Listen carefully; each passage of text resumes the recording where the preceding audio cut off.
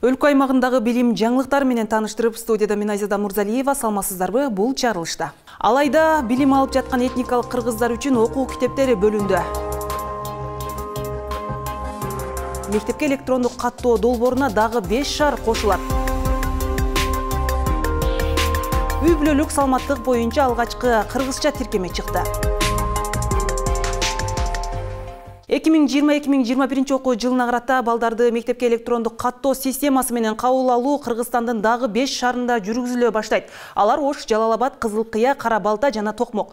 Долбоорго кошулган шаарларда электрондук каттоо 15 февралдан башталат. Ал үчүн балдардын 1-класска берүүнү көздөгөн ата-энелер талап кылынган бош талааны толтуруп, керектүү документтерди тиркеши керек. Учурда долбоорго катышкан 5 шаарда тиешелүү органдар тарабынан даярдык иштери жүрүп жатат. 1-класска бара турган балдардын тизмеси, документтери жана башка маалыматтар такталууда. Бул система балдарды 1-класска кабыл алууда коррупциялык схемаларды азайтат. Ошондой эле ал ата-энелерге балдарын мектепке жазылуусун жеңилдетет. Мектепке электрондук каттоо пилоттук долбоору 2019-2020 окуу жылында Бишкек шаарында башталган. Анын жардамында Борбордогу мектептерге 19126 окуучу 1-класска кабыл алынды. Мектепке электрондук кезек системасынын аймагынын кеңейтүү, региондорду өнүктүрүү, өлкөнү санариптештирүү жана балдарды колдоо жылынын алкагында ишке ашырылууда. Мектеп Чекит Эду, Чекит Go KG деген министрликтин атайын сайты болот. Бул сайтта кирип туруп, программа өзү ошо учетуна карап туруп,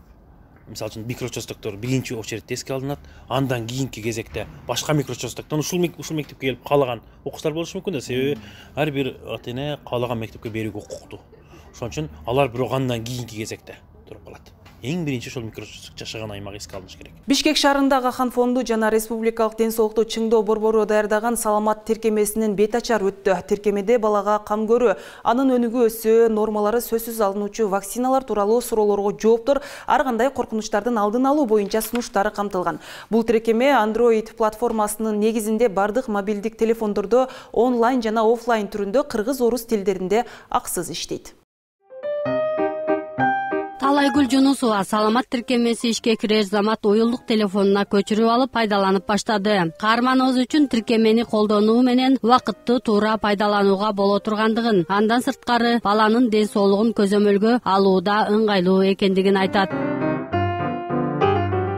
1 жаштан 3 жашка чейин деп менин кичинекей кызым туш келсе, бул жерде автоматтык түрдө ошол 1 жаштан 3 жашка чейин эмнелерге көңүл буруш керек, кандай өнүгүү нормаларына көңүл буруш керек, мисалы үчүн канча 16 айда канча тиши болуш керек, ошого чейинки немеси гемоглобин, кандын көрсөтмөсү канча болуш керек, ошолордун баардыгы менин кызым үчүн түзүлүп чыгат экен. Андан сырткары бул жерде тамактануу кандай болуш керек экен, атайын рецепттери да бар экен. Мобилдик тиркемени колдонууда ага баланын туулган жылы, датасы тууралуу толук маалымат жазгандан кийин кайсыл ооруга каршы эмдөө жүрүп жатат, кайсыл күнү эмдөөгө барышыңыз керек. Бул тууралуу маалыматтар SMS билдирүү аркылуу уюлдук телефонуңузга келип түшөт. Бул саламат деген тиркеме Play Market'тен эле оңой эле көчүрүлөт экен. Бир жолу көчүрүп алгандан кийин интернет жок деле иштей берет экен. Мисалы үчүн менин кичинекей кызым жөнүндө айтып кетсек, ал 1,5 жашта. Алда мынау 1,5 жаштагы категорияга кирсек, бул жерде кыздардын үчүн салмак кошуу, балдар үчүн салмак кошуу көрсөткүчтөрү бар экен. Мен анын салмагын үйдө деле өлчөп, бул жерде жакшы нормада өнүгүп атабы же нормадан калып калып атабы ошону биле алсам болот экен. Тиркемеде 3 жаштан 18 жашка чейинки балдардын ден соолугуна байланыштуу болгон 14 актуалдуу маалыматтар камтылган. Туура тамактануу, эмдөө жүргүзүү, балага туура кам көрүү, балдардын гигиенасы, бөбөктөрдүн өрчүү процесси жана башка көптөгөн суроолорго жооп ала алышат. Бул энелер үчүн эле эмес, медициналык кызматкерлер үчүн дагы дайыма жанында даяр жооптор, суроолор менен биргеликте иштелип чыккан тиркеме да. дагы бир кошумча неме тиркеменин дагы бир кошумча бөлүгү бул медициналык коштоо дейт. Бул жерде мисалы үчүн 2,5 жашында үй бүлөлүк дарыгер үйгө келет деген маалымат бар экен. Ал келгенде эмне жөнүндө сүйлөшүш керек, ошону дагы жазыптыр. Андан сырткары бул жерде мага дагы жакканы вакциналардын аттары толук жазылыптыр. 2 жашында мисалы үчүн АКДС вакцинация болуш керек экен. Бул жерде саламаттык сактоо министерствосу эмес, билим берүү жана социалдык жана айыл өкмөтү чогуу биргеликте ошол үй бүлөнү колдоп, баардыгыбыз бир багытта иштесек, баланын ден соолугун жана өсүп өнүгүүсү туура болуш үчүн баардык шарттарды ошол үй бүлөдө жана коомдо түзсөк, ошондо гана ийгиликке жетишебиз. Кээ бир учурда ата-энелер арасында балдардын ден соолугу, аларга кам көрүү боюнча маалыматтын жетишсиздигинен балдар арасында анемия жана башка оорулар көп кездешип жатат. Андыктан келечекте дени сак балдарды тарбиялоого мобилдик тиркеменин таасири зор.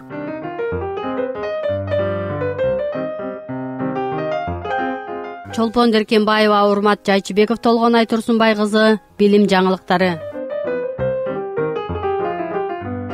Алай районуна көчүп келип, Харыбек Алимсеитов мектебинде сабатсыздыгын жоюп жаткан памирлик кыргыздар үчүн окуу китептери тапшырылды. Аркус жана Куталан басмаканасы этникалык кыргыздар үчүн 50 дана алипе, 50 дана мекен таануу, 40 дана математика, кыргыз жана орус тилиндеги 8 китептен турган 10 комплект, кыргыз тилиндеги 10 комплект жомок китептерин жана 30 наамдагы 120 дана көркөм китептерди тапшырды. Учурда Сары Могол айыл өкмөтүндөгү мектепте 36 этникалык кыргыз билим алууда. Радип сабына группаларга бөлүп атабыз. Мында гигиена өзүн өзү алып жүрүү, коомдук жайды алып жүрүү деген темалардын баарын киргизгенбиз. Андан кийин көркөм өнөр деген сабактарыбыз бар, дине тарбия.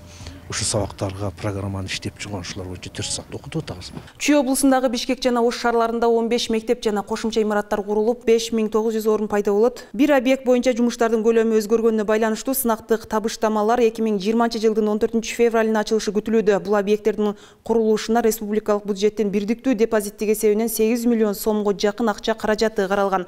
Анын ичинен Финансы министрлиги тарабынан 285 миллион сом каржыланган. Эки мектепти 1 сентябрга аракет кылып атабыз, Кудайым буйрса бүтүрүп, ошону тапшырып беребиз. Калган мектептер дагы ошо жылдын аягына чейин Кудайым буйрса тапшырып өткөрүп жана билим берүү процессине жардам берет деп ишенебиз. Ош, Баткен, Жалал-Абад облустарындагы мектептердин 4-класстагы окуучулары билимди электрондук жол менен баалоо долбооруна катышууда. Билим берүү жана илим министрлигинин басма сөз кызматы маалымдагандай 4 күндө долбоор башталгыч мектептин 1344 окуучусун камтый алды. Электрондук баалоого кыргыз, өзбек, орус жана тажик тилдеринде билим алган окуучулар катышууда. Билим берүүнүн сапатын баалоо жана маалыматтар технологиясынын улуттук борбору текшерилип жаткан көндүмдөр тууралуу ишенимдүү жана так маалымат алуу үчүн пилоттук мектептерде электрондук баалоону жүргүзүүдө. Өлкө боюнча мектептерде окуунун жыйынтыктарына терең ар тараптуу анализ жүргүзүү максатында электрондук баалоо билим берүүнү башкаруунун улуттук маалымат системасына киргизилет. Бул анализ билим берүү жана илим министрлигине балдар окууда кандай кыйынчылыктарга туш болору тууралуу маалымат алууга, мугалимдердин кесипкөйлүк көндүмдөрүн жана даярдыгын талдап чыгууга, окуу процессин жакшыртуу боюнча чечим кабыл алууга жардам берет.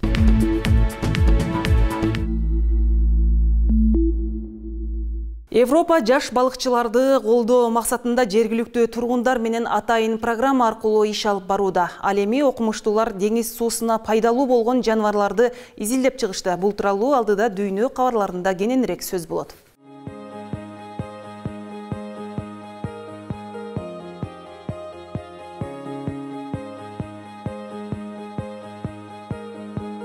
Европа балыкчылары бүгүнкү күндө жоголуу коркунучунда. Анткени көпчүлүк балыкчылар пенсияга чыгышат. Алардын балдары башка кесипти аркалап кетишүүдө. Ошол себептен жаштарды бул кесипке тартуу жана аларды даярдап чыгуу чоң көйгөй жаратууда.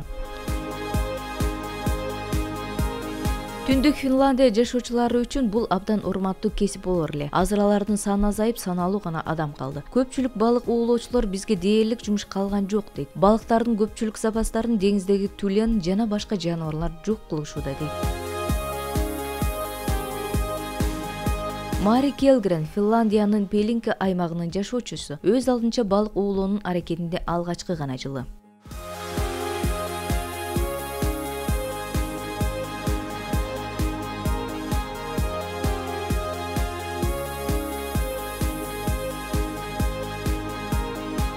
Not many Жаш балыкчылар бизде абдан эле аз. Бул жердеги жумуш абдан оор күчтү талап кылат. Бул кесипти аркалаган жаштардын күчү канчага жетерин али эч ким биле бербейт. Башкалар сыяктуу эле мен да башка кесипти аркалоону чечкем. Өзгөчө бул жерде үй бүлөлөр балык уулоону кесип кылышат.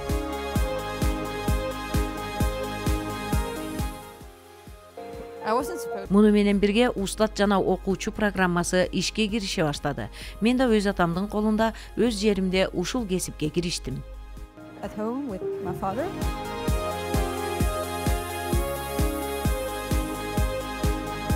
Аймактардагы балык уулоочулук кесипти колдоо максатта түзүлгөн программа аркылуу Мари аз да болсо тажрыйба топтой алды. Буга анын атасы да кубанычта. Мен кызымдын менин жолумду жолдоп деңизге балык улоого кызыктар экендиги мени кубантат. Анткени менин атам жана анын атасы да ушул кесипти аркалап келишкен. Устат окуучу аталыштагы программанын окуу негизинде 800 сааттык деңиз жумушу киргизилген. Жаш балыкчы Мари бул балык уулоочулар үчүн жетиштүүдү белгилейт. Мен балыктарды тордо кармоону, тутунга түшүрүүнү, туура сактоону, муну менен катар даярдоо ыкмасын дагы үйрөндүм. Мында балыкты ыштоо, туздоо жана андан жасалган тамактарды жасаганды билем. Балык азыктары менен чакан ишкердик сырларын үйрөнүүгө дагы кызыктармын. Other stuff about paying bills.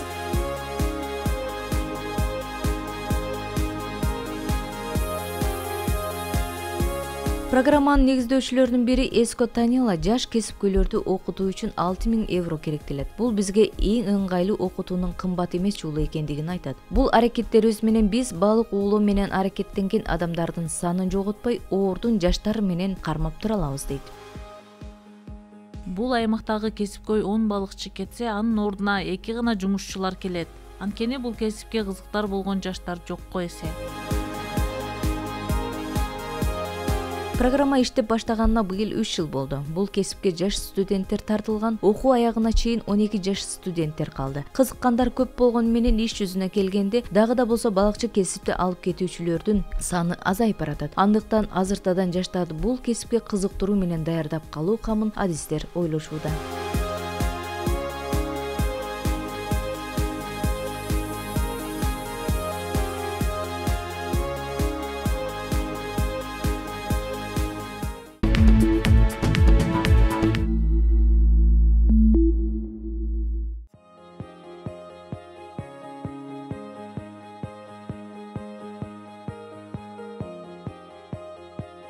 Европа деңиздериндеги суу жаныбарлары медузанын санынын көптүгү балыкчыларга жана туристтерге көйгөй жаратып келет. Анткени менен Словения өлкөсүнүн изилдөөчүлөрү медузанын деңизди жана океандарды тазалоого таасири чоң экендигин далилдешкен. Бул кандайча деген суроо баарыбызда жаралбай койбойт.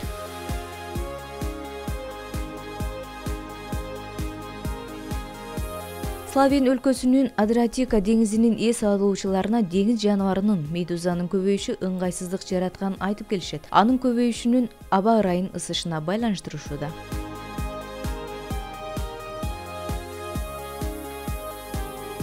Медузаны деңизге пайдасы туурасында изилдөөчү Катя Кулун көрсөтүп айтып берет.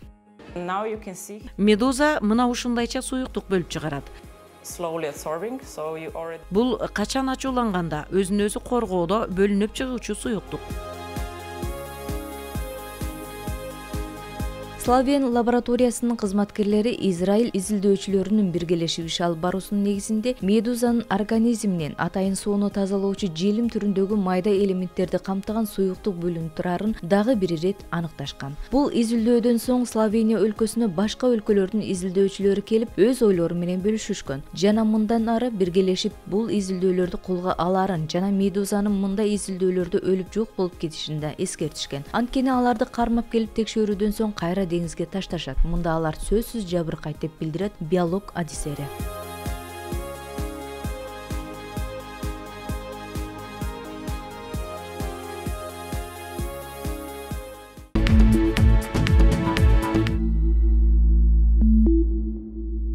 Мына ушундай маалыматтар менен бүгүнкү чарылышты жыйынтыктайбыз. Кечиңиздер көңүлдүү улансын, саламатта калыңыздар.